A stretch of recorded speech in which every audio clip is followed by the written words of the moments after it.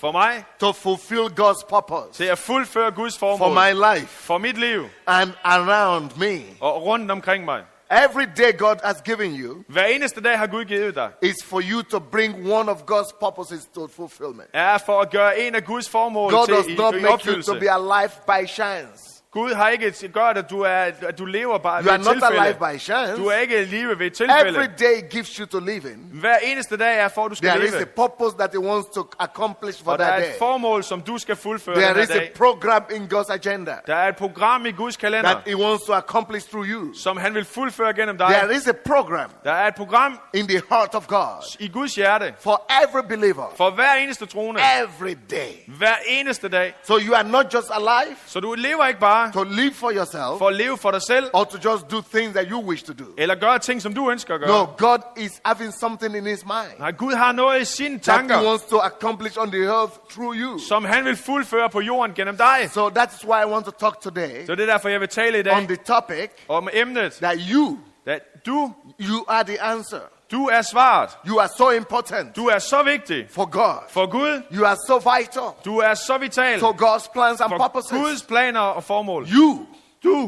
You are the answer to somebody's problem. Du er svaret på nogens problemer. You are the answer to the society's need. Du er svaret på samfundets problemer. Everything that is plaguing the Danish society. Du er svaret på alle de problemer der plager det danske samfund. The reason why God has brought each and every one of us to the church. Grunden til at Gud har bragt hver eneste af os til kirken. Is so that each one of us will be able to meet a need that God is seeing in that society. Ja, så vi kan møde et behov som Gud han ser i samfundet. So, for eksempel, if there is a problem with drug addiction in your country, hvis der er et problem med stoffer, God will go to the world and save somebody specially to meet that need. Så vil Gud gå til verden og frelse en bestemt person til at møde det behov. But what happens is, when we get saved, we always think, well, I know God now, hallelujah. And we just remain in the church and enjoy Christianity. Men det der sker, det er, at når vi bliver frelst, så tænker vi, nu er vi frelst, og så bliver vi i kirken, og så nyder vi kristendom. But really, the reason why I got you saved is because God saw a need. At Gud, han så et behov. God saw some people weeping and crying and dying. Han så nogen, som græd, og som var ved at dø. God heard the heart cry of the perishing. Han hørte hjerteråbet fra dem, som gik fortabt. God saw the pains of the desperate. Han så smerten i dem, som er desperate. God saw the mothers that are suffering because their children are in bondage. Han så mødrene, som græder på grund af børnene er fanget. God saw the tears in the eyes of the wives that the husbands are drinking. Han så tårerne i hustruerne til de kvinder, hvis mænd drikker. God saw the need of the people that are sick. Han så behovet hos de folk, som er syge. So, and God knows that he cannot do anything on the earth without a man. Og Gud han ved, at han kan ikke gøre noget uden et menneske. So God decided to go to the world and show his grace to you and bring you to salvation. Og Gud han bestemmer sig at gå til jorden for at vise sin nåde mod dig og bringe dig til frelse. So, will you come here, young man? Så vil du komme her? So if God has saved you like that, så hvis Gud han har sendt dig sådan, he brought you to church. Så har han taget dig hen til kirken. Not just for you to sing praise and worship. Ikke bare for at du skal synge prise Herren og tilbede. Not just for you to come to church regularly. Ikke bare for at du skal komme i kirken. For example, masse gange. Maybe God saw the youth of Denmark. Men Gud han så ungdommen i Danmark. And says for those youth. Og så sagde han for de unge, who are desperate, som er desperate, who are perishing, som går fortabt, who don't have hope, som ikke har håb. Oh man, who are destroying their lives. Som ødelægger deres liv. And ruin the lives of the society. Og ødelægger livene i samfundet. I am going to save, what's your name? Så tager jeg. I'm going to save Sodom. Så frelser jeg Torben. I'm going to save Sodom, and I am going to use him as an instrument to deliver the youth of the Og jeg vil bruge ham som et instrument til at frelse de her unge mennesker. So, but the problem we always have. Men problemet vi altid har, is because of the setup of the church. At på grund af den måde vi har kirke. And because of the system of the church. På grund af systemet i kirken. Which has become religious. Så bliver vi religiøse. And it's just about the church itself. Og det handler bare om kirken sig selv. So we feel the church is about praise and worship. Så vi mener kirken der omkring lovsang og tilbedelse. Prayer meetings. Bønnemøder. And preachings. Og så prædikener. So we do everything. We think the life of the church is supposed to be in the church. Så vi tror at livet i kirken skal være i kirken. But the church was never formed or created for the church. Men det var aldrig skabt til for kirken. The church was created.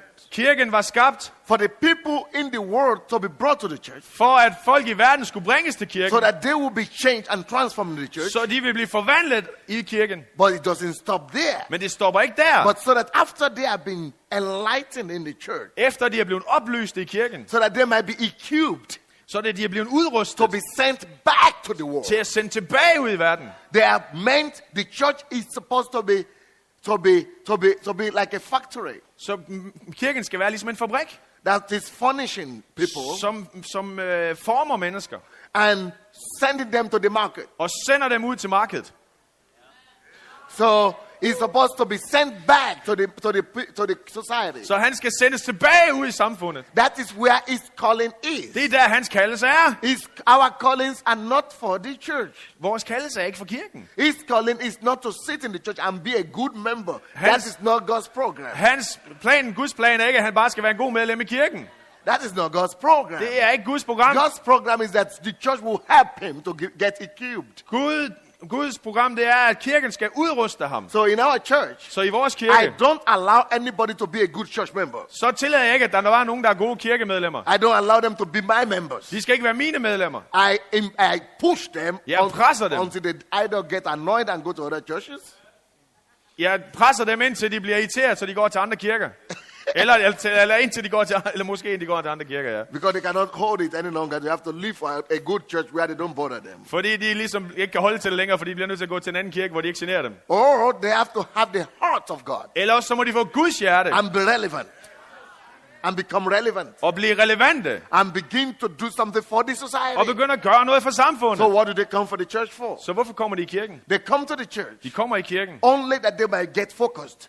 kun så de kan få fokus. That we might help them to be focused. Så vi får dem til at få That we fokus. might help them never to give up walking in the world. Så vi får dem til, at de aldrig What giver do op they til at come to arbejde the ude i church verden. for? Hvorfor kommer de i They kirken? come to the church De kommer i kirken, so that we will keep on strengthening them. så vi kan blive ved med at styrke So that dem. their hands will not be weak on the field. Så hænderne ikke bliver svage ude på What do they marken. come to the church Hvorfor for? kommer de i kirken? That they might have more passion. Fordi de får mere That we passion, might put more passion and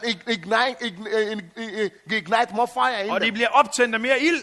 But their purpose, Men deres formål, their destiny, deres their place fremtid, of work and oppression deres sted for arbejde, is supposed to still be outside in there, er in the stadigvæk world. ude i verden, i samfundet. So, for example, he's been saved for a year. Så han har været frelst i et år. If you are saved in our church for a year, you are already good enough to be a minister outside. Hvis du har været frelst i vores kirke i et år, så er du allerede klar til at være tjener udenfor. So he begins to minister immediately. Så begynder han at betjene, Coming to church to be strengthened, kommer til kirke for at blive but styrket, operating in the world. men opererer ude i verden. He knows his all life is that he will be a deliverer to the youth of Denmark. Han ved, at hele hans liv, det er, at han er en, som er befrier for ungdommen i Danmark. Of course, he has his own job, Han har sit eget arbejde, but his Men- job is just a means to get a living. men hans arbejde er bare, så han kan have noget at leve af. But his life Men hans liv is his calling. er hans kald, And if his calling is youth, og hvis hans kald det er unge, he doesn't live for his job as a teacher any longer. så lever han ikke for sit arbejde mere. He lives for his calling to be a youth minister. Han lever for sin kaldelse til at betjene de unge. So your calling is your life. Så dit kald, det er dit liv. It's not your hobby. Det er ikke din hobby. But your job Men dit arbejde is not your life. er ikke dit liv. It's just your means of assistance. Det er bare din måde at få assistance på. So what you pour your Det er bare din måde at life assistere in, på. what you pour your life into, Så det, du putter dit liv ind i, is not your job. det er ikke dit arbejde. It's in your calling. Det er ind i din kaldelse. So sometimes, Så nogle gange, when your calling begins to grow, så når din kaldelse begynder at vokse, you become independent of your job. Maybe you are set free from your secular job. så bliver du måske uafhængig af dit arbejde. And you dedicate your whole life totally to fulfilling the reason why God created you. Og du dedikerer hele dit liv til den formål, som Gud han skabte dig med. There is no way God will create you to be a carpenter and to just, all your life God sent you as if God doesn't have a job to do. Sent you all the way from heaven just to put armor and, nail in a wood. That cannot be your calling all life. Gud har ikke bare skabt dig med en kaldelse, at du bare skal være tømrer hele dit liv. Og du skal gå og banke på alt muligt og gøre alt You muligt der. cannot be called just to be a paper worker and Du just skal ikke bare arbejde på kontorer med God papirer. gave you 70 years. Gud han har givet dig Can 70 you år. imagine that? Kan du forestille How dig det? could God send you to the world to live 70 years? Hvordan kan Gud sende dig til verden og leve 70 år? Put his spirit in you, Putte hans ånd i dig. made you in his own image, Gør dig, skabe dig i sit only billede. to come and pile papers Og så skal every du stakke day papir for hver eneste 70 dag years i 70 år. and never get to do anything for the kingdom Og aldrig gør noget for Guds rige. and die. Og så dø. And the only achievement you ever had was secretary. Og det eneste du har gjort, det var, at du var sekretær. And you never did anything for the kingdom. Og du har aldrig gjort noget for Guds rige. What is the sense and the logic in that? Hvad er logikken i det? How could God, all the way from heaven, make you to come to the earth for 70 years just to put paper together? Hvordan kunne Gud sende dig fra himlen af hernede, bare for at du skulle sætte papir i orden? That's a waste of time. Det er spild af tid. It's a waste of God's resources. Spild af Guds ressourcer. It's a waste of God's image. Spild af Guds image. Why the whole world is perishing? Hvis hele verden er ved at gå fortabt, God just wants to make you a factory worker to put steel and så steel vil Gud together. bare, at du skal arbejde på fabrik og så sætte stål sammen.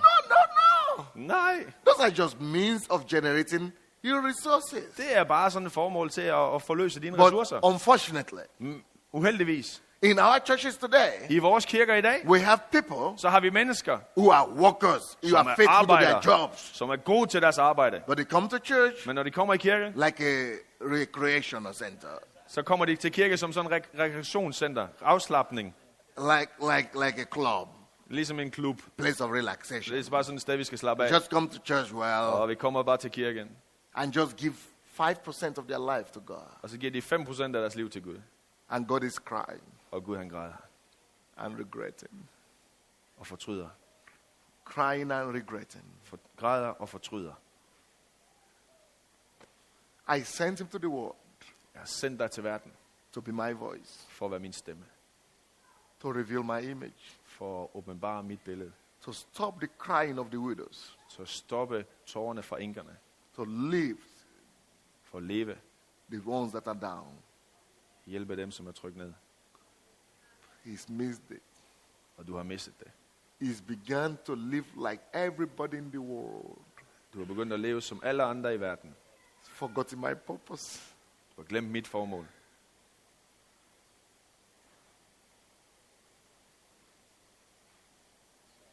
He has sold my calling. Du har solgt din kaldelse. Sold my calling Du har solgt din kaldelse. for bread, for what to eat and what to For eat. mad.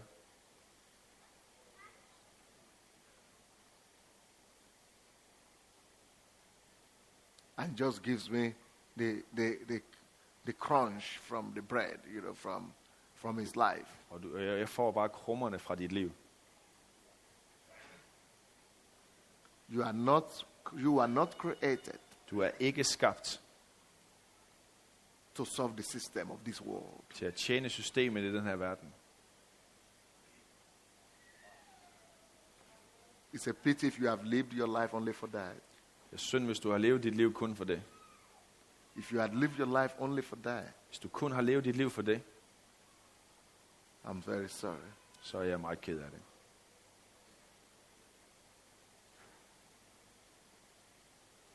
What will you tell him Hvad vil du sige til ham, when you meet? når du møder ham? What report will you give? Hvilken rapporter vil du give? Yeah, there are some people who are called to master areas of life, like businessmen. Ja, der er nogen, der er kaldet til hvilke områder, eller områder i liv, for eksempel But forretningsfolk. that is not, you don't live for it. Men du lever ikke for det. You do business Du gør forretninger, so that you might bring God to that area. så du kan bringe Gud til det område. That's what you live for. Det er det, du lever for. So the business is a means for you to be able to bring God Så din forretning, det er for, at du kan bringe Gud to that sphere of life. til det område af livet. So the purpose is living for God. Så formålet er at leve for Gud. So if you are called into computer industry, Så hvis du er kaldet til computerindustrien, the purpose is not just for you to work and get a good result and get money. så formålet er ikke bare, at du skal arbejde og få penge. The purpose is to achieve such a success Formålet er, at du skal få sådan en succes, so that God's principles you will become authority to speak for God. Så du bliver autoritet til at tale for Gud. And God could reign over that whole sphere of industry. Og så Gud kan regere på det område af den industri. It's not the purpose. It's not our reason for existence. Dit arbejde er ikke grunden til, at du eksisterer. Magnifying God is the purpose. Og herliggøre Gud er formålet. So we are just using all the callings, all the professions that we have, the physical specialties. Så vi bruger bare de professioner, som vi har. It's just like an entrance. Det er bare som en indgang. So that we might have a voice in that place. Så vi har altså vi har en røst ind i den område. To bring God there. Så vi bringer Gud der. So the thing we are living for is not just to do a job. Så vi lever ikke bare for at gøre et arbejde. It's through the job to get an avenue to make God supreme. Så det er gennem arbejdet at skabe et sted, hvor Gud han kan regere.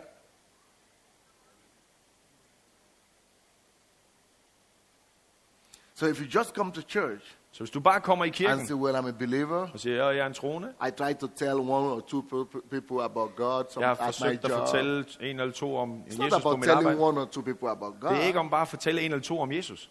It's about living for God so much that's like your whole job, your whole life in your job. Men det er, at du lever så meget for Gud, at det er hele dit liv ind i dit arbejde. So it's like your mission field. Så det er din missionsmark. For example, we have some businessmen in our church. Vi har nogle forretningsfolk i vores kirke, who are doing business and doing something. Gør forretninger. I said, the reason why God gave you is not just to make money and give tithe to God. Tithe is rubbish. Grunden til, at Gud har gjort det er ikke bare for, at du skal tjene penge og så give tiende. Everybody gives tithe, even if they are not businessmen. Alle giver jo tiende, selvom de ikke er forretningsfolk. But if you have been called to business, men hvis du er kaldet til forretning, apart from your tithe, it means that's your calling. Udover din tiende, så er din kaldelse. The meaning of the word calling, it means I am called to this area, to the economy, to business. I am called there to bring God. I'm a God carrier. That's what you should understand. Forståelse af kaldelse, det er, at du er kaldet på det område. Du er Guds kaldet til det område. Calling, called to bring God there. Kaldet til at bringe Gud i der. So the whole assignment is in enforcing God and His principles, establishing it in that whole area of life, even if it's a private business. Så kaldelsen fra Gud, det er at bringe Guds herredømme der ind i det område. So that other businesses in that area of business will see your business and say, oh, there is something different here. Så folk der har på samme eller har forretning på samme område, de vil se på din forretning og sige, der er noget der. They see your success, now they want to take your godly principles. De ser din succes, og de vil tage dine gudgivende principper. They want to live the holy life that you live. De vil leve det liv du lever. And you speak to them, you du taler give them til the principles of God that has made you to be successful. Guds principper, som har gjort at so du bliver succesrig. So you are not just influencing your secretary and your director, you are influencing a whole industry, whole sphere of business. Du påvirker ikke bare medarbejderne og direktøren og så videre, men du påvirker hele industrien. So that is what I mean by calling. Så det er det jeg mener med kaldelse. So for example, if you are a youth minister, hvis du er en even if you have a secular job, selvom du har et verdsligt arbejde, the secular job is just a means of existence. It's not your calling. It's not your life. Det er ikke dit kald, det er ikke dit liv. Your calling is your life. Dit kald, det er dit liv. Where I'm called to this to bring God to this. Jeg er kaldet til det for at bringe Gud der. Because I'm God's image. Fordi jeg er Guds billede. I carry God. Jeg bærer Gud. And I make him known. Og jeg gør ham kendt. So what would that mean is if you are called to be a youth minister in a city. Hvis du er kaldet til at betjene de unge i en by, by. On the level of a country. Eller i nationen. Let's say a city. Så er det en by. It means my whole life. Det betyder at hele mit liv. The way I teach my people is that your whole mindset your whole brain should be thinking on how to penetrate all the youth. Every young person in that country must hear about you. Så træner jeg vores folk til, at så må du tænke på, hvordan at du kan være med til at penetrere hele vejen ind i ungdomskulturen, hvordan du kan nå hen i ungdomskulturen i hele landet. Så alle kan høre om Jesus. Our people must do studies. Så folk må studere. On what to do to where are the young people in the city? Og finde ud af, hvor er de unge i byen. In the universities, in the schools. Universiteterne, skolerne. So and then you have programs. Så You har write du- down så programs laver du on how to programmer. reach them. som du når menneskerne med. So it's not just about coming to church. Det er ikke bare det at komme i kirke. No. It's if Nej. you are called to a youth Du er ministry. kaldet til ungdomstjeneste. Don't say you are called to the youth if you are just ministering to the 25 people in your church, to the 25 youth in your church. Det er ikke bare for, at du skal betjene de 25 unge i kirken. The ones in your church, they are just your partners. They are just your workers. Dem i kirken, det er dine partnere. Yeah, the people you equip to help you to reach out to your calling. Det er dem, du udruster til at hjælpe dig med at nå din kaldelse. So your main purpose, if you are called to the youth, it does not mean that you just sit in the church and have youth meetings. Så hvis du er kaldet, You equip those to go out and reach every young organization or youth out there in the world. hvis du er kaldet til de unge, så betyder det ikke bare, at du skal nå de unge i kirken, men det betyder, at du udruster de unge i kirken til at nå ud til hele ungdomskulturen. Like our people, some of them are called to praise and worship. Nogle de er kaldet til the word of lovsang, music. til lovsang og til musik. So I said that if you are called to music, Jeg siger, du er kaldet til musik. it doesn't mean you just stand in the church and play hallelujah. You think you are fulfilled. No, it means you should influence every sphere of music in the world also. Det betyder ikke bare, at du skal stå i kirken og så stå og synge halleluja, men det betyder, at du skal påvirke hele musikkulturen i landet.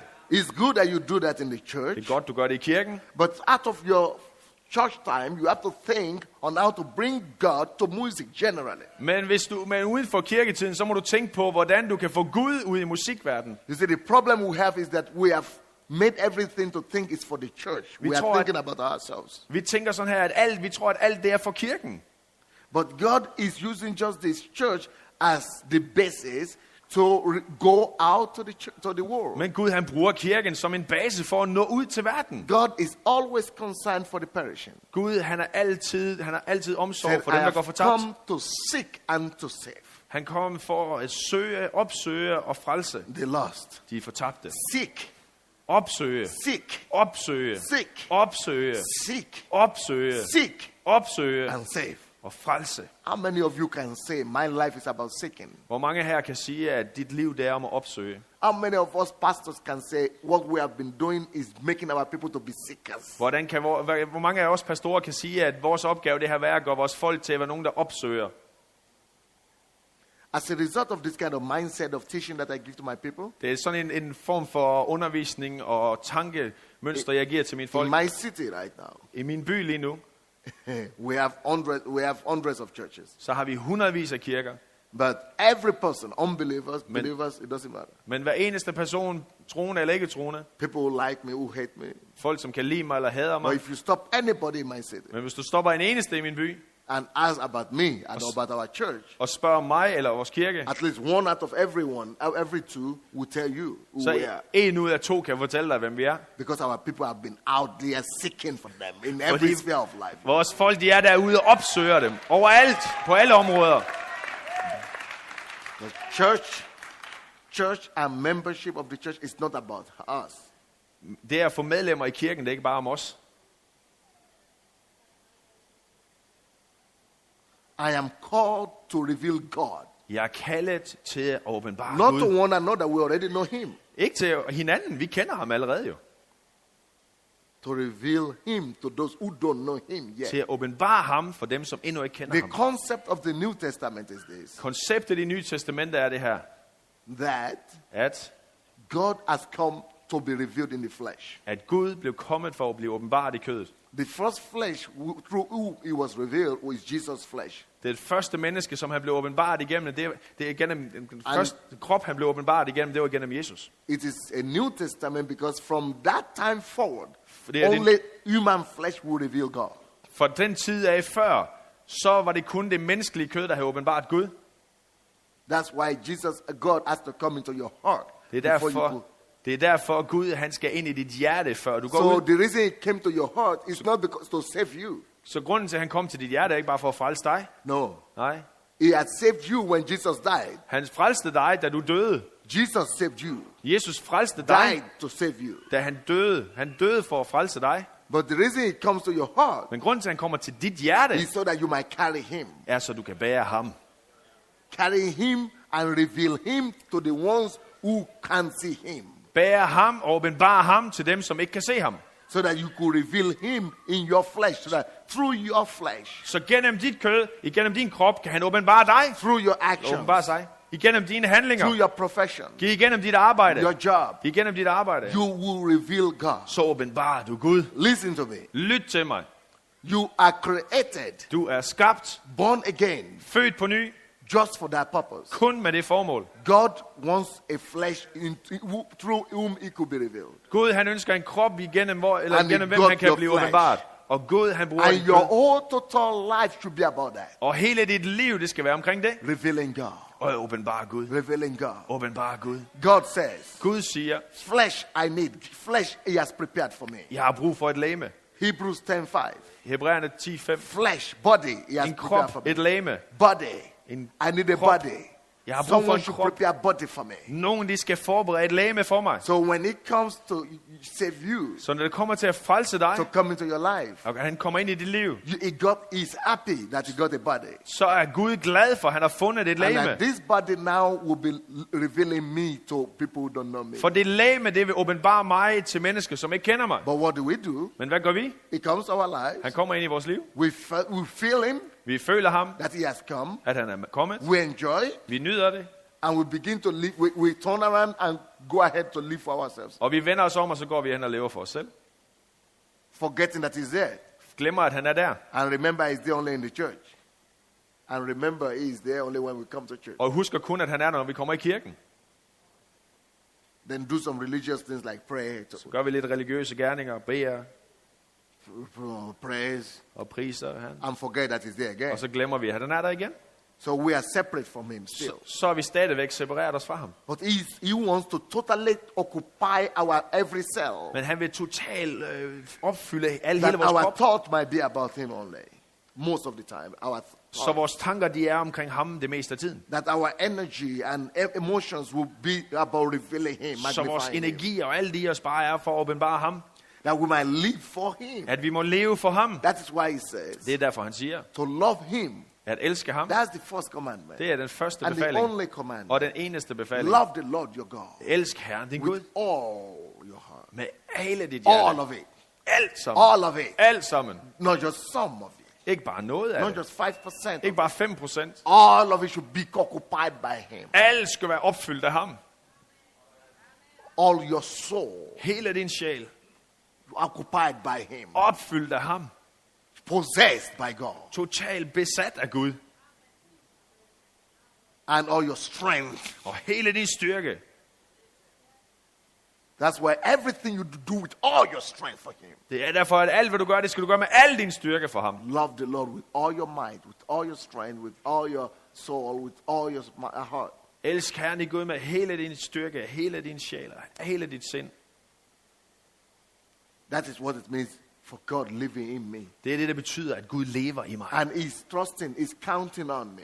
Og han stoler på mig. Han har betroet noget That til dig. because of me, Og på grund af mig, some people så er der nogle mennesker, that he has called me to will not go to hell. He's not som han har interested kaldet mig til at nå, som ikke vil gå til he helvede. doesn't want anybody to go to hell. Han ønsker ikke, at So nogen skal every gå one fortabt. of us that was saved, Så alle mennesker, der bliver frelst, you are saved to be an answer to some people, så du er blevet frelst til at være et svar til nogen. to be an answer to some area of life. Til at være et svar til et område i livet. You are not just saved so that you will be taken to heaven. Du er ikke bare frelst, så du bliver taget til himlen. If he could have killed you the next day after you are saved, just to take you to heaven, you know. Du ved, han kunne have dræbt dig dagen efter, du var blevet frelst, så var du bare kommet til himlen. No. Nej, det var ikke det. He didn't kill you. Han slog dig ikke ihjel. He left you here on the earth Han lod dig blive her på jorden. so that you might be his image here in the Så du earth kan være hans billede her på jorden. and live for him. Og leve for ham. But we live for our jobs, Vi lever for vores arbejde. we live for our Vi families, lever for vores familier. and we just remember him sometimes. Og så husker vi lige på ham en gang imellem. And God is just weeping, Og Gud han græder bare. and God is just crying. Og Gud han græder bare. These people have failed me again. De her folk, de har fejlet. De har svigtet Where mig will igen. I find the people who will understand me? Hvor finder jeg et folk, der vil forstå mig? When will they understand Hvornår vil de forstå? why I have come to live in them? Hvorfor jeg er kommet for at leve i dem? To every challenge that is facing your country, God has enough answers. For enhver prøvelse, som kommer imod dit land, så har Gud et svar. And they are in believers. Og de er i det troende. But as long as the believers will enter into their church, close their doors, build their buildings, så længe at de troende, de bare går ind i deres kirker og lukker dørene og bliver i bygningen, the world there, så er verden der, with all their problems and challenges, med alle deres problemer og udfordringer, they are still cursing God. så de stadigvæk Cursing God. forbander de stadigvæk Gud. Saying he doesn't care about them. Så siger de, at han bryder sig ikke om dem. But it's not true. Men det er ikke sandt. All their answers have locked themselves in the building. Deres svar har lukket sig ind i en bygning. And they have run away from the people they are supposed to be answers to. Og de er løbet væk fra dem, som de skulle være svaret for. And the people are cursing God. Og folket, de forbander Gud. Because of you. På grund af dig. Who are you an answer to? Hvem er du et svar til? In our church, if anybody cannot answer that question, is in trouble. I vores kirke, hvis folk ikke kan svare, hvis nogen ikke kan svare på det spørgsmål, så har du problemer. You just go to any of our members and say, who are you an answer to? Who are you called to? They will tell you. Gå til enhver af vores medlemmer og så spørg, hvem er du kaldet til? Hvem er du et svar til? Så kan de fortælle dig det. They know who they're living for. De ved, hvorfor de lever. So if I ask all of you now, who do Så you hvis live jeg for? spørger, Who are you called to? Who do you study to go and reach out to? Who are you praying for?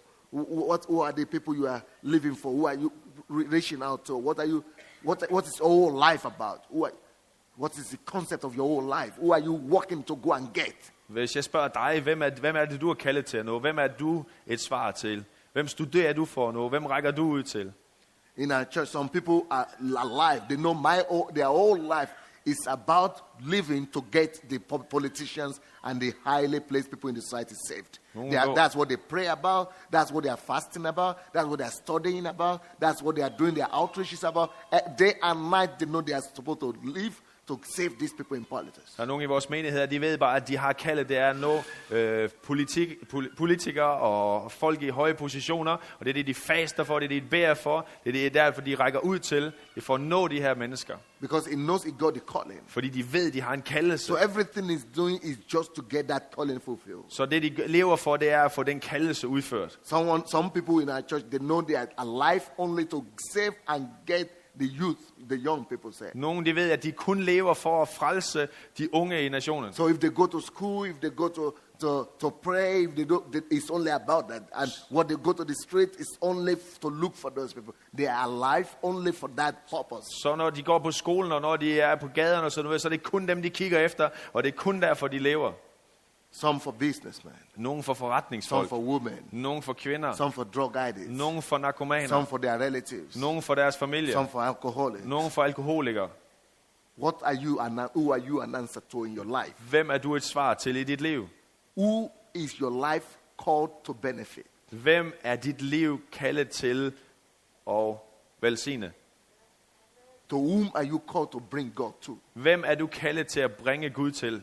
Or you are just existing? Eller eksisterer du bare? What do you exist for? Hvorfor eksisterer du? What are you here for? Hvad er du her for? Why did God attract you and bring you to the kingdom? Hvorfor har Gud berørt dig og bragt dig til hans rige? To just occupy the seats? Så bare for at opfylde sæderne her? No, the anger of God could come upon those people. Nej, Guds vrede vil komme over de mennesker. Because you are making him a failure. Fordi du svigter. Du gør Gud til en fiasko. Listen closely. Lyt til mig. We were perishing. Vi var på vej til at blive You were fortabt. supposed to be dead. Du var på vej til at dø All of i us din were synd. dead in our sin. Alle sammen var vi døde i vores synd. You were on our way to hell. Vi var på vej til helvede. We were no good for anything. Vi var ikke godt til noget. Our lives was finished. Vores liv, det var slut. But God came and resurrected us. Men Gud, han kom og lod os opstå. Through his own death. Igennem hans egen He død. died Han døde, that I might live. for at vi må leve. I don't have my life again. Jeg har ikke mit liv igen. My life was dead in Mit sin. liv, det var dødt i synd. I had messed up my life. Jeg havde ødelagt mit liv. Your life was dead in sin. Dit liv var død i synd. As long as Jesus saved us, Så længe at Jesus havde frelst os, he now gave us a commission. så giver han os nu en befaling. Now the life that you live is no more your life. Nu det liv, du lever, er ikke længere dit liv. It is now my life. Det er jo mit liv. Live as if I was living. Lev som om jeg levede. It is not your life. Det er ikke dit liv. You messed up your life in Du sin. har allerede ødelagt dit liv i synd. You are now my representative. Du er nu min repræsentant. Live for me. Lev for mig. Go and save this one. Gå og frels den her verden. Go and be my voice there. Gå og vær min røst der. Like I did. Som jeg gjorde. I came and died for the world. Jeg kom og døde for verden. You now go and give your life to some categories of people. Nu går du og giver dit liv for nogle kategorier af Go mennesker. and give your life to me. Gå og giv dit liv til mig. By spending yourself, your Ved at energy, bruge dig selv, your din money, energi, din your krop, mind dit sind on what I have called you på det, jeg har kaldet dig to. til. So do you know what you are living for? Ved du, hvorfor du lever? Do you live for anything at all? Lever du for noget overhovedet? What will you tell God? Hvad vil du sige til Gud? Come empty-handed? Komme tomhændet. Who are you living for? Hvem lever du for? So in our church, Så i vores kirke, you have people going to register organizations all the time. så har du For example, he goes to register a public organization like a youth organization. så har du folk, der laver forskellige organisationer. For He eksempel, goes han to laver en register an ungdomsorganisation. organization for women. Hun laver en He organisation goes for to kvinder. register an organization for drug addicts. Og en, der laver en organisation Because for that is his stofmisbrugere. life. Fordi sådan er livet. Some people do about mission. Nogle, de gør noget for mission.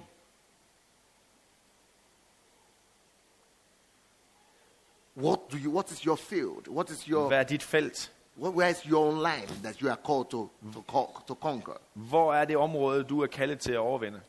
It's about the promised land. Gud har givet os et løftesland. Everybody has his own promised land. En hver eneste af os har sit eget løftesland. Just like Israel conquered the promised land, Ligesom Israel, de erobrede et løftesland, you are supposed to conquer your own promised land. så skal du erobre dit eget My løftesland. promised land is Ukraine and Europe. Mit løftesland er Ukraine og Europa. So I'm busy only about that. Så jeg er travlt kun med det. And the body of Christ worldwide. Og så Guds legeme over hele jorden. So I'm working only for that. Så jeg lever kun for det. That's my life. Det er mit I liv. don't want to do anything else. Jeg vil ikke gøre noget andet. Focused Fokus until God is manifested på, at Gud bliver and manifesteret. Jesus glorified. Og Jesus bliver herliggjort. Matthew chapter 14. Thank you. I'm sorry I couldn't get to the Bible yet. Jeg er ked af, jeg kunne ikke lige komme tilbage til Bibelen her. I forgot. Jeg glemte det. But the Bible is here. Men du ved, Bibelen er her. Matthew chapter 14. Matthæus kapitel 14. I wanted to start with that. Så vil jeg have startet med det. From verses 14 to 21. Fra vers 14 til 21. And when Jesus went out, he saw a great multitude, and he was moved with compassion for them, and healed their sick. When it was evening, his disciples came to him, saying, This is a deserted place, and the hour is already late. Send the multitudes away, that they may go into the villages and buy themselves food. But Jesus said to them, They do not need to go away. You give them something to eat. And they said to him, We have here only 5 loaves and 2 fish. And he said, Bring them here to me. Then he commanded the multitudes to sit down on the grass, and he took 5 loaves and 2 fish, and looking up to heaven, he blessed and broke, and gave the loaves to the disciples, and the disciples gave to the multitudes. So they all ate and were filled, and they took up 12 baskets full of the fragments that remained. Now those who had eaten were about 5,000 men, beside women and children. Og da han kom i land, så han en stor folkeskare, han ynkedes over dem og helbredte dem, der var syge. Da det var blevet aften, kom hans disciple hen til ham og sagde, stedet her er øde, og det er allerede sent. Send skarne bort, så de kan gå til landsbyerne og købe sig mad. Men Jesus svarede dem, de behøver ikke at gå. Giv i dem noget at spise. De sagde til ham, vi har kun 5 brød og 2 fisk her. Han sagde, giv mig dem. Og han lod folkeskarne sætte sig i græsset, tog de 5 brød og de 2 fisk, så op mod himlen og velsignede dem. Brød brødene og gav disciplen dem, og de delte dem ud til skarne. Og alle spiste og blev mætte, og de samlede de stykker sammen, som var til overs. 12 kurvefulde. Der var omkring 5.000 mænd, som havde spist foruden kvinder og børn. This is a picture of the church and the world. Det her, det er et billede på kirken og verden. The world is always in need of something. Verden er altid i behov af noget. The world is always hungry. Verden er altid sulten. The world is always desperate. Verden er altid desperat. The world is always in need of deliverance. Verden er altid i behov af The befrielse. world is always in need of answers. Verden er altid i behov af svar. So they came. Så de kom. Jesus saw their needs. Jesus, han så deres behov. Multitudes Skarne saw their desperation. så deres desperation. In every city in the world. I hver eneste by i In every verden. country on the planet. Hver eneste land på People are planeten. desperate. Så er folk desperate. They don't know where their answers De are. ved ikke, hvor svaret er. But they know their needs. Men de kender deres behov. They know they need answers. De ved, at de har brug for They svar. know they need solutions. De ved, de har brug for But they løsninger. don't know from where. Men de ved ikke, hvor de So kommer these fra. people have been desperate for days. Så de her, de har været desperate i And dag. these disciples, they came to Jesus Og disciplene kom til Jesus. and telling Jesus, these people have been hungry. Og sagde, de her folk, de har været sultne. What can we do? Hvad skal vi gøre? Let's send them away. Lad os sende dem væk. It's like us. Det er ligesom os. We see the problems in our country. Vi ser problemerne i nationen. We see the challenges of our people. Vi ser udfordringer i folket. And we just go to church to pray. Og så går vi til kirken og beder. Oh God, save Denmark. Gud, frels Danmark. Oh, save Denmark. Frels Danmark. Oh God, Gud, do something. gør noget. And God is saying, Og Gud, han siger, I already did something. jeg har allerede gjort noget. So Jesus said Så Jesus sagde to them in verse 15, in verse 16. In verse 16. i vers 16, You don't need to send them away. I behøver ikke at sende dem væk. You are the answer. Du er svaret. You give them something. I giver dem noget. We only know how to talk about the problem of the people. Vi ved kun, hvordan man snakker om problemer med The folk. problem our country is facing. Problemer, som landet Oh, what an møder. ungodly politicians we Og hvilke have. ugudelige politikere vi har. God is saying, don't complain to me. Så Gud, han siger, klag ikke til mig. Wake up. Vågn op. The power of resurrection is in you. Guds opstandelseskraft er i dig. I am in you. Jeg er dig. Go and change the Gå situation. og forvandle situationen. Dig. You have the answer Du har svaret to the political crisis in your på country. den politiske krise. They are bad politicians. Der er dårlige politikere. Raise up good Rejs dig op. politicians Rejs nogle gode politikere op from your church fra din kirke. and go and bring my light and my salvation there. Og gå og bring mit lys og min frelse der. Oh God, we are bad youth. Gud, den Our dårlige youth are in ungdomskultur. drugs and de tager drinking, stoffer. irresponsible. Og de er So, uansvarlige. Father, Kære far. that's exactly what the disciples were doing. Det er jo lige det, de You disciplene are going gjorde. to Jesus. What can we do? I gik til Jesus. Hvad skal vi You gøre? maybe we should do something. Jesus, gør noget. God said. Gud, Jesus han told sagde. them. Jesus sagde. Give them a kick. I Han think. sparkede dem ud. You go and do something. Gå i og gør noget. You are the answer for the world. Du er svar til verden. You Denmark people, listen to me. I danske folk, lyt til mig. You are the answer. Du er svaret. Stop complaining. Stop med at beklage dig. Stop grumbling. Stop med at... You are the answer. Du er svaret. For example, For eksempel, recently, a few years ago, I saw that we had a problem, very huge problem of pornography now. for nogle år siden så jeg, at vi havde et stort problem med pornografi i vores land. Every television station was showing pornography. Alle tv-stationer viste pornografi. And I knew I am the answer. Og jeg vidste, at jeg var svaret. I went to the church, I said, I'm going to change this. Jeg gik til kirken og sagde, at jeg går hen og In the forvandler det her. country where I live, that will not happen. I det land, hvor jeg lever, det skal ikke ske. The homosexuals wanted to march. De homoseksuelle, de vil I said, marchere. as long as I'm in this country, it will not happen. Og så sagde jeg, så længe jeg er i det her land, så kommer det ikke til at ske. Not God decides, Det er ikke Gud, der bestemmer. I decide. Jeg har bestemt mig. You know why? Ved du hvorfor? Because I already know what God said. Fordi jeg ved allerede, hvad Gud han siger. You go and give them something to eat. Gå du og giv dem noget at spise. You are the answer. Du er svaret. You go and stop it. Gå du og stop det. Don't just waste your time and Spil ikke bare din tid. ask me to do what you are supposed to do. Og bed mig om at gøre det, du skal gøre. And make me feel I am bad. Og få mig til at føle, at jeg er en dårlig Gud. And make me to take the blame for what you refuse to do. Og at jeg skal tage skylden for det, du nægter at gøre. 70% of the prayers of Christians 70% af de kristnes bønner is asking God to do what God has asked them to do. er at bede Gud om at gøre det, Gud har bedt dem om at gøre. Stop it! Stop det! God, go and save our youth. Rubbish! Gud, frels vores unge. Wow! And God is just crying and Og saying, Gud, han græder bare og siger, who is as blind as my servants? hvem er så blinde som mine tjener? So I called the members of parliament we had in our church. Så jeg kaldte på politikerne, som vi havde i vores kirke.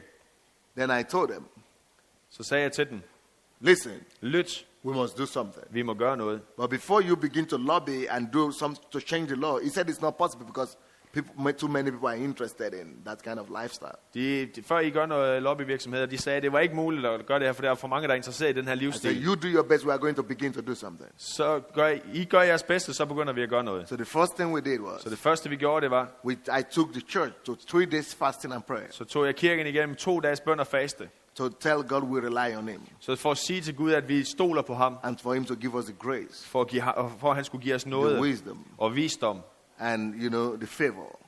og favør, You always have to go to God. så må du altid gå til Gud. So the second thing we did was, Så det andet, vi gjorde, det var, I told all Christians in our church, then in the Ukraine, jeg sagde til alle kristne i vores kirke og i Ukraine, I told them to let's all write letters jeg sagde, at vi skulle skrive breve to the president. til præsidenten. So in a week, Så i en uge, they got about 10,000 letters, så fik de over 10.000 breve, and they didn't know what to do. og de vidste ikke, hvad de skulle gøre. So they had never got so many letters before. De har about aldrig one fået så subject. meget breve på et område.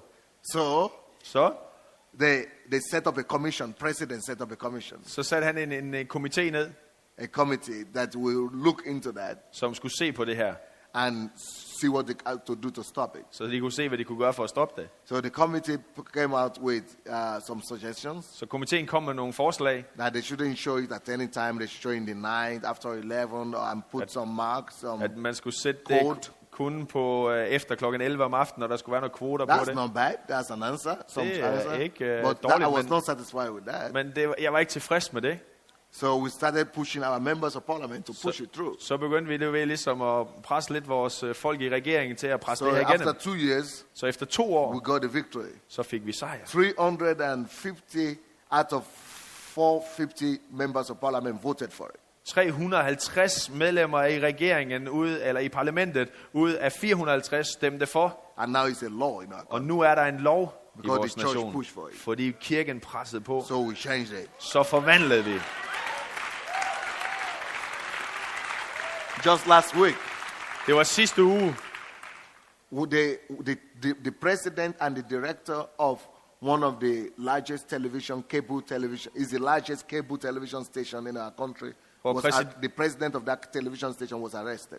hvor præsidenten eller lederen for den største kabel-tv-station, han blev arresteret. And the charge was, Og anklagen var, he broke the law on morals. han brød moralloven. By showing Ved at vise det her, by showing pornography on his television. ved at vise pornografisk på tv. Wow. For example, For eksempel. I have a video here, Jeg har en video her, but we don't have the CD, we only have the VHS, hvor vi har ikke lige det på CD. on how we went to get our land. Hvordan vi gik for at få vores, Because på den grund, vi skulle bygge på. the Orthodox Church said, Den ortodokse kirke, said they should never give lands to Protestant churches. at de Because skulle they aldrig thought give we are grund a til sect. protestantiske kirker, Because they think we are a sect. fordi de tror, vi er en sekt. And the government, all the people in the government, they belong to the state churches. Og alle folk i regeringen, de tilhører statskirken. So there's no one who could give us the land without the Orthodox Church knowing. Så der er ikke nogen, der kunne give os grunden, uden at So ortodox for kirke vidste 10 det. years we have been trying to get a line, nothing happened. Så vi har prøvet på det her i 10 år, det er ikke But sket. we were like all Christians, foolish in the mind. Så vi er som alle kristne, vi er lidt skøre. Well, you know why I said that? Ved du, hvorfor jeg siger det? Because I was praying for 10 years. Fordi jeg har bedt i 10 år. God, give us a land. Gud giver os et land. God, give us a land. Gud giver os noget jord. God, give us a land. Gud giver os noget give us jord. money to buy land. Giv os penge That's til at købe what jord. Christians do. Det er det, kristne de gør.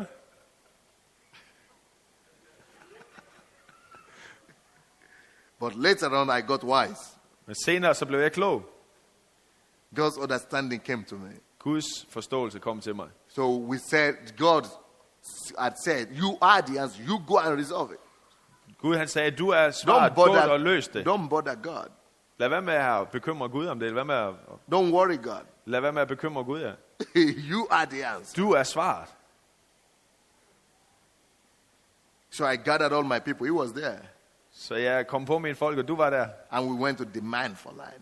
Så gik vi hen og befalede og Now fundet we got land. a land Nu har vi fundet jord. for free.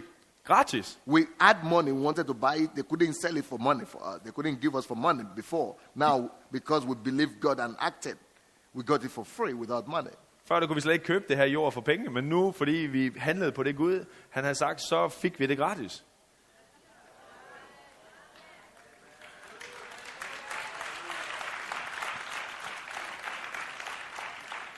Because believers acted. Fordi de troende, de handlede. Right now, we have presidential elections going on. Lige nu der er der præsidentvalg, And we have two candidates that one of them should win. og der er 2 kandidater, og en af dem vinder. But all of the two, we don't like them. Men der er ikke nogen af de 2, vi kan lide. One is a nationalist, Orthodox believer. En er nationalist, ortodox One is a troende. former communist. En er en tidligere kommunist, And, not good. og det er ikke godt. So we don't know what to do. Så vi ved ikke, hvad vi skal gøre. This is not good, it's not good. Det her det er ikke godt, og det er heller ikke godt. So right now we are thinking of sending our own member Christian to go. Så nu tænker vi på at sende en af vores egne troende til at, To join the race. til at tage kapløbet op. Because we have to do something. For vi må gøre noget. You are the answer. Du er svaret. That's why he said he has put us here to be the salt. Det er derfor, han har sat os til at være salt. Don't wait for God to come and be the salt for the world. You are the salt. Bare lad være med at vente på, at Gud han kommer af salt for verden. Du er saltet. Jesus said, Jesus sagde, while I'm in the world, mens jeg er i verden, I am the light of the world. så er jeg lyset i verden. But before he went, Men før John 8:12, Johannes 8:12, he said, now you are the light. så siger han, nu er No, I that was lyset. when he said, as long as I'm in the light. No, Matthew 5:14. Matthæus 5:15. 5:14. 5:14. He said, now you are the Så light. siger han, nu er du lyset. I er lyset. When I was in the world, I was the Da light. jeg var i verden, så var jeg lyset. But now you are. Men nu er I lyset. You are. I er. You are. I er. Don't look for Jesus to come and do what you are supposed to do. Lad være med at se til, at Jesus han skal komme og gøre det, du skal gøre. When he was here, he did a good job. Da han var her, så gjorde han et godt But arbejde. now he left you Men nu har han valgt dig to do it, til at gøre det. to continue doing what Til you at fortsætte began. hans arbejde. So the disciples said, let's send them away. Så disciplen sagde, lad os sende dem væk. But at least we try to pity them. And Mindst så prøver vi sådan lige at opmuntre dem. Og Jesus was not satisfied with them just pitying them. Jesus han var ikke tilfreds med bare de opmuntre dem. Jesus said he wanted them to be an answer. Han ville, at de skulle have været svaret. You know, why is it that we often behave, we talk only about the problems of society, Hvorfor er det, and vi we don't ofte, really do anything about it? hvorfor er det, Why? vi ofte taler om samfundsproblemer, uden at gøre noget ved det? The problem is, Problemet er, we underestimate vi undervurderer, who we are. hvem vi er. We don't know who we are. Vi ved ikke, hvem vi er. We have lost the picture of God. Vi har mistet billedet fra Gud. God's thought about us. Guds tanker om os. You pastors, I er pastorer. you leaders, I er ledere. this should be your primary job, Det her, det skulle være dit første mål, eller dit to første make arbejde. believers see Og gøre troende, at de who ser, God has called them to be.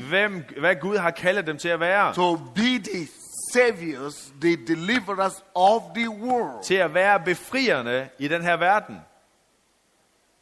Train your people like this. Træn dine folk til det her. Make them be focused. Få dem til at have fokus.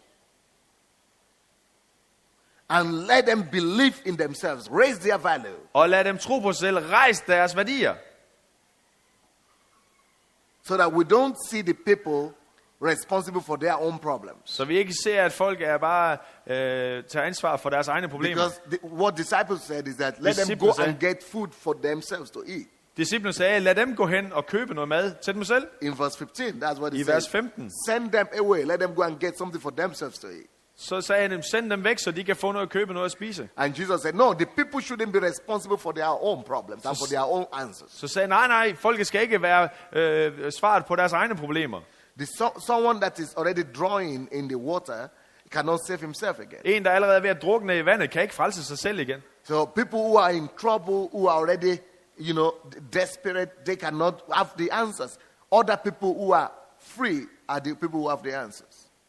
Der folk, der har i problemer, de har ikke svar. Det er kun dem, som er frie, som kan give dem svar. So, and the disciples were saying, let the people go and get food for themselves. Let the people be responsible for their own problems. Så disciplene sagde, lad dem være ansvarlige for deres egne problemer. Lad dem gå hen og købe mad selv. So we always say, well, the youth are like this, they are responsible for their own problems. Og vi siger, at ungdommen, de er sådan, og de er ansvarlige for deres the egne ting. alcoholics are like this, they are responsible for. Og alkoholikerne, de er ansvarlige for deres the eget liv. politicians are like this, they are responsible for their Og politikerne er ansvarlige for deres liv, for de er sådan. But Jesus said, Men Jesus sagde, no!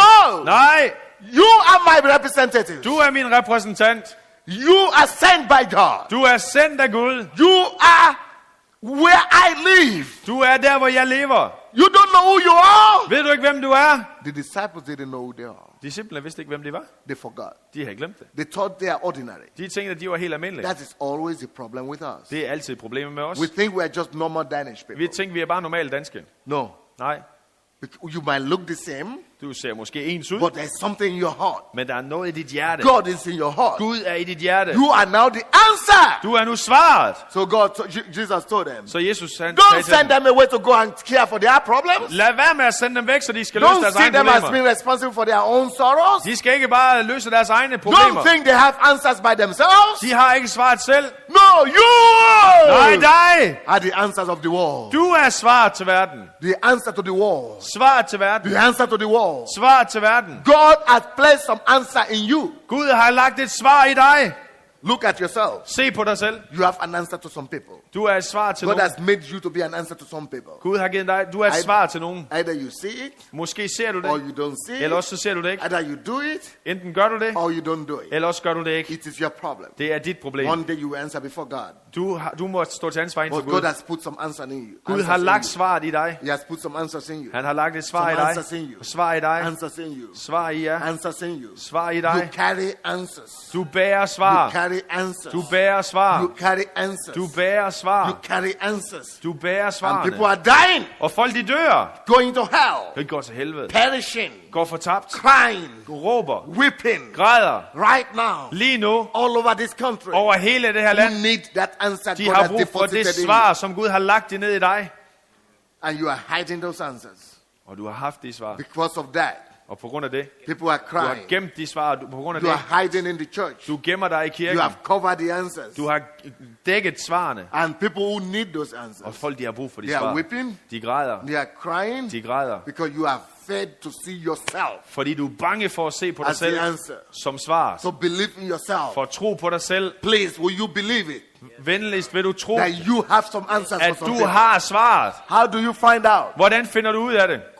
Find out from God. Find ud af det fra Gud. Seek God. Søg Gud. To find out. For at finde ud af det. What has He called you to do? Hvad har han kaldet dig Who til? has He called you to be? Hvem har han kaldet dig til at After være? this conference, efter den her I konference, give you an assignment. Så giver jeg dig en opgave.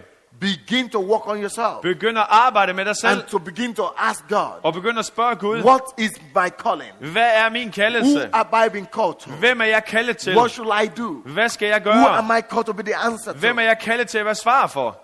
And what do I have to give to Og people? hvad har jeg at give?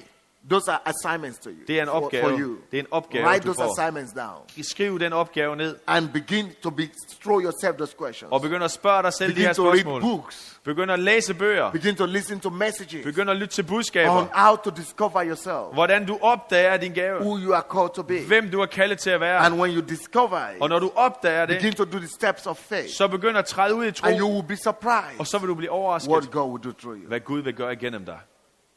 Number 2, Nummer 2. why do we behave like that? Hvorfor opfører vi os Why do sådan? you just see problems and we think we cannot do anything? Hvorfor ser vi problemer og tror, vi ikke kan gøre noget? Because Fordi we don't know vi ikke kender, we have something. at vi har noget. Vi ved ikke, vi har noget. The disciples, Disciplene, they said, send away the crowd. send skarne væk. Let them go and get something for themselves. Lad dem selv gå ud og få noget. Because Fordi they did not know de vidste ikke, they had something. at de havde noget. Problem with believers. Problem med troende.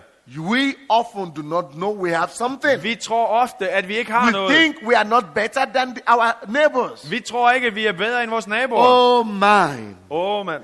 what can I do? Hvad kan jeg gøre? How much can I shout Hvad kan jeg gøre? to convince you For at overbevise that the dig, whole world is waiting for you? at hele verden venter You på have dig. something. Du har noget. Believe it. Tro på You det. have something Du har noget, that the world needs. som verden har You brug for. have something Du har you noget, can give to the som du world. kan give til verden. That the world can have. That the world is desperately crying for. Som verden er desperat You og have råber efter. something. Du har noget. Jesus told them, you have something. Jesus sagde, at du havde noget. You go and give them something to eat. Gå i og giv dem noget at They spise. said, no, we don't have Så anything. sagde du, vi har ingenting. They were even arguing with God. They were even arguing with God. De diskuterede med Gud. But God, then later on, thank God, they went and found what a small boy had. Men senere så takkede de Gud, og de fandt en lille And dreng. God her. told them, you see, Og det sagde de, I se. told you, you have something. Og så sagde jeg kan I se, I har No noget. matter how small it is, Uanset hvor småt det er, you still have something. så har du stadigvæk noget. Believe in what you have. Tro på det, du har. Hello. Hallo. Believe in what you have. Tro på det, du har. Believe in what you have. Tro på det, du har. Believe in what you have. Tro på det, du har. No matter how small it is now. Uanset hvor småt det er. If you can talk, Hvis du kan tale, that is a potential. så er det et potentiale. If you can walk, Hvis du kan that gå, is something. så er det noget. If you are set free from drug addiction, Hvis du er sat fri fra stoffer, that is a something. så er det noget. If you are set free from worldly music, Hvis du er sat fri fra that værste is musik, something. så er det noget. Believe in what you have. Tro på det, du har. If you are educated, Hvis du er uddannet, that is something. så er det noget. You have Du something. har noget.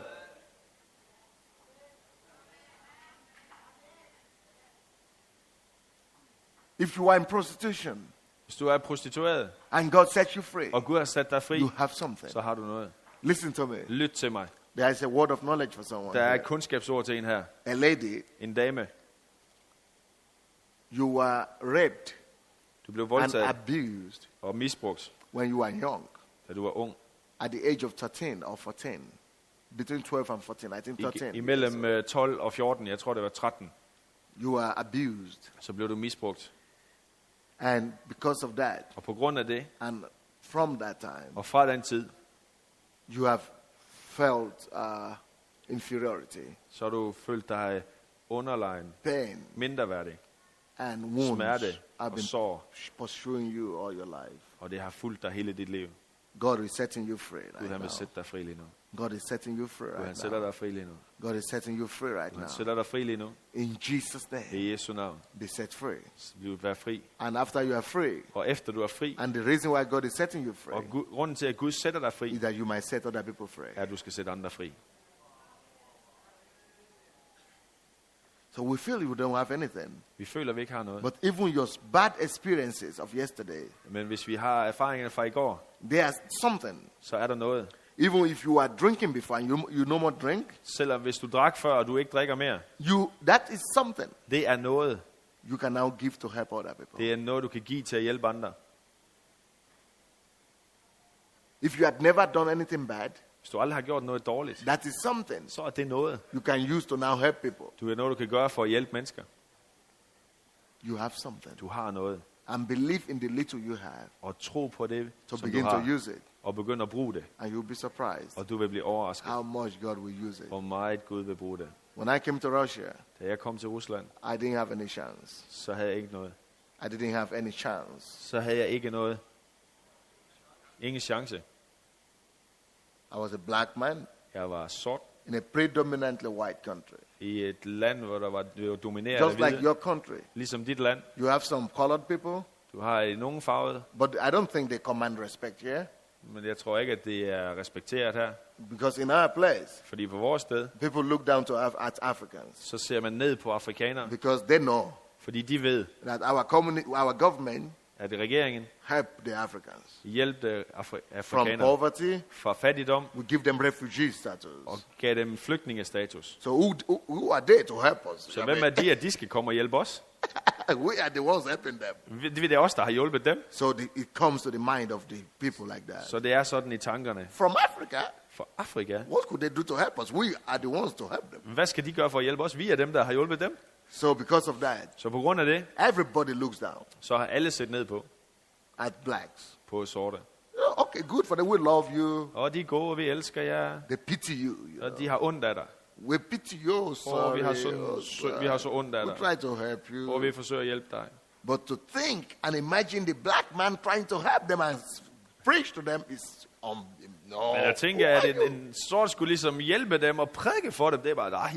They think it's an insult De tænker, det er en fornærmelse. for a black man to teach At en sort mand, han skal sophisticated undervise. Europeans. Han skal undervise de her sofistikerede europæere. So I knew I didn't have any chance. Så jeg vidste, jeg havde ikke en chance. Because nobody would come to listen to me. For ingen ville de komme og lytte til mig In Russia, you see. i Rusland. But I knew I had something. Men jeg vidste, jeg havde noget. I knew God. Jeg kendte Gud. I had God. Jeg havde Gud. I came to the country Jeg kom til landet only with $20 in my pocket. med $20 i min punkt. That was not good enough to get an apartment. Det var ikke nok til at få en lejlighed. Even to get a room in the Det var hostel, slet in ikke the nok til at få dormitory. et værelse. It was not possible. Det var ikke muligt. But today, Men i dag, I have more than a dormitory.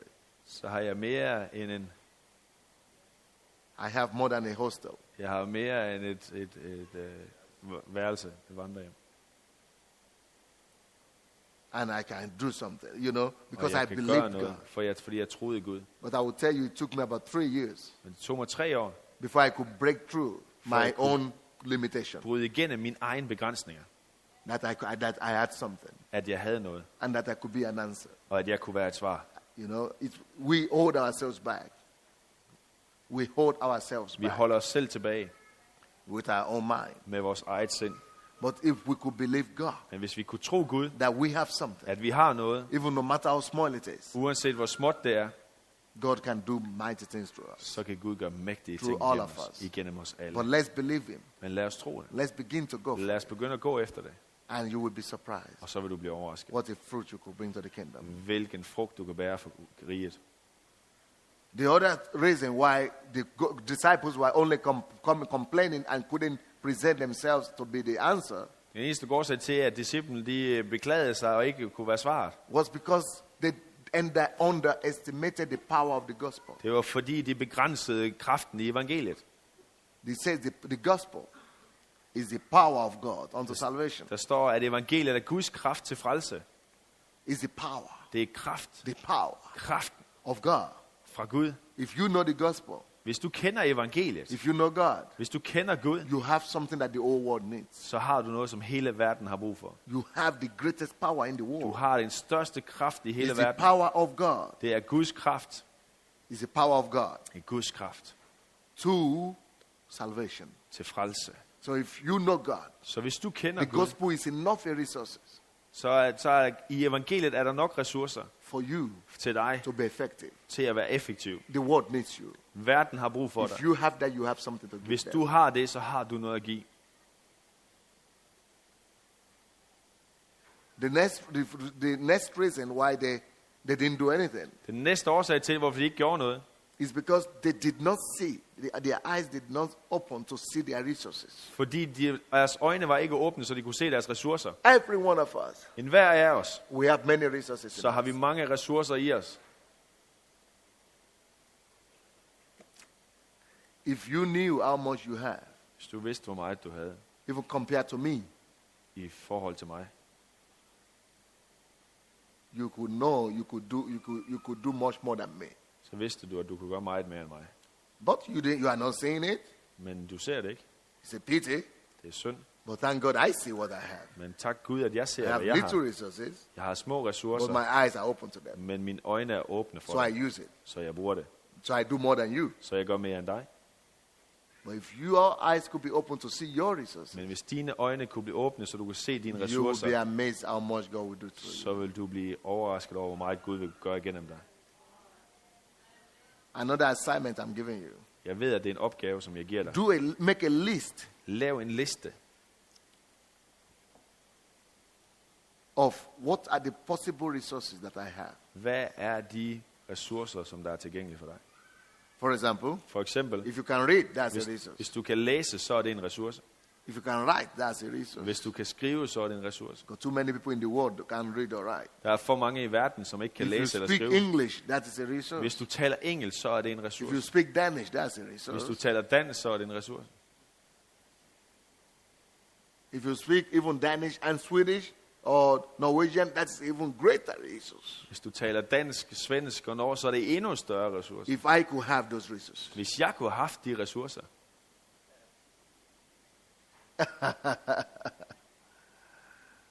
You have a car, that's a resource. du har en bil, det er en ressource. You have a house, that's a resource. Du har et hus, det er en ressource. Oh man, what you could do with a car or a house. Hvad kunne du gøre med en bil og et hus? You know God, that's a resource. Du kender Gud, det er en ressource. You can travel, that is a Du resource. kan rejse, det er en ressource. If you have money, that is a resource. Du har penge, det er en ressource. But some of you don't value your resources. Men mange af jer i værdsætter ikke jeres ressourcer. Until you see your resources, you can never utilize them. Før du ser dine ressourcer, kan du ikke anvende dem. You can use only the things that you appreciate. Du kan kun anvende det, som du er taknemmelig for. Det, som du ved, du Until you har. appreciate it, Indtil du begynder at være it will taknemmelig, never benefit you så vil det aldrig blive en fordel for dig. fully. It will never benefit you fully. Det vil aldrig fuldt ud.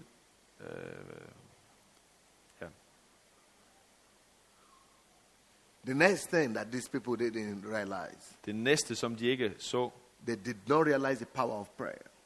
de kendte ikke til bønnens kraft. Because when they brought the 2 fish and the 5 loaves of bread to Jesus, Så da de bragte de 5 brød og de 2 fisk til Jesus, the first thing he did det første de gjorde, is to go to God in prayer. det var, at Jesus gik til bøn, eller han And gik til Gud because i he bøn, knew the power of prayer. for han vidste, eller han kendte til Everything bønnens is kraft. possible through prayer. Alt er muligt gennem bøn. And you know what happened? Og ved du, hvad der skete? Everything became possible. Alt blev muligt.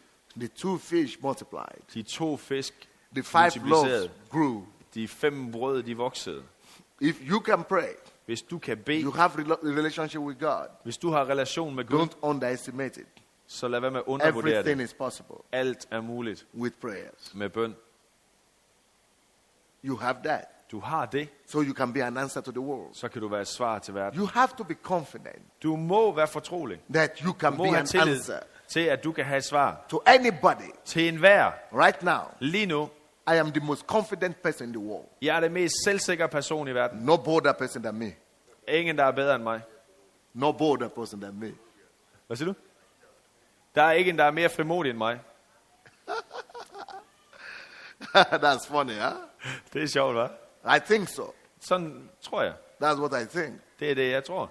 Why do I say that? Hvorfor siger jeg det? It means that is a resource. I am Det er en ressource. magnifying God in myself. Jeg herliggør Gud I i mig selv. believe in everything God has given me. Jeg tror på alt det, Gud har I givet can mig. do everything. Jeg kan gøre alt. Everything is possible. Alt er muligt. And I am the answer to anybody. Og jeg er svaret til enhver.